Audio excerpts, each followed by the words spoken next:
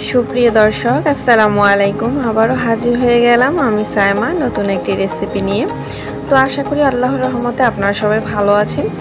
আর আজকের রেসিপির জন্য আমি নিয়েছি মাত্র 3টি উপকরণ। আর প্রধান এই 3টি উপকরণ দিয়ে হয়ে যাবে খুবই সুস্বাদু এবং মুচমুচে একটি নাস্তার রেসিপি। তো চলুন মূল ভিডিওতে চলে যাই।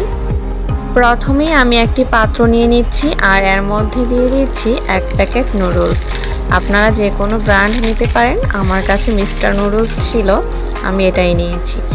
এরপর নুডলসগুলোকে হাতের সাহায্যে ভেঙে নিচ্ছি।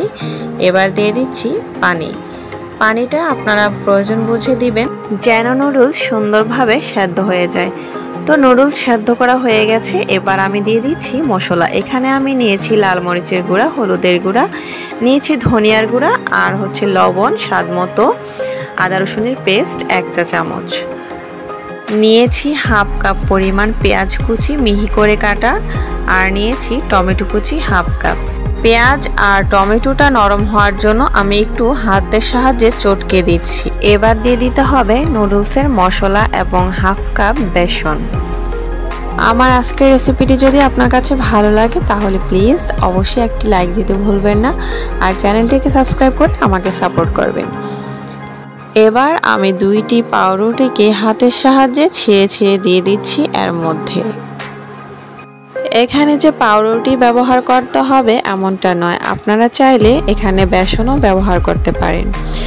তো আমি পাউরুটিগুলোকে হাত দিয়ে ছিঁড়ে খুব ভালোভাবে মিশিয়ে নিয়েছি। এবার দিয়ে দিচ্ছি কালো জিরা, আপনারা না দিলেও পারেন। এরপর আমি নিয়েছি একটি প্রাণ চালের গুঁড়ার প্যাকেট।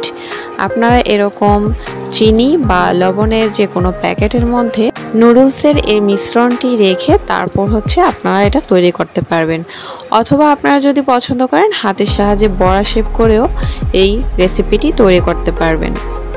যদি বিকেলে নাস্তায় ভিন্ন একটি স্বাদ পেতে চান তাহলে ট্রাই করতে পারেন রেসিপিটি।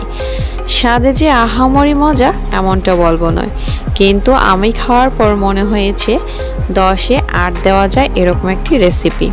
তো আমার রেসিপিটি ভালো লাগলে অবশ্যই কিন্তু লাইক করবেন, কমেন্ট করে জানাবেন আপনাদের কাছে কেমন লাগলো।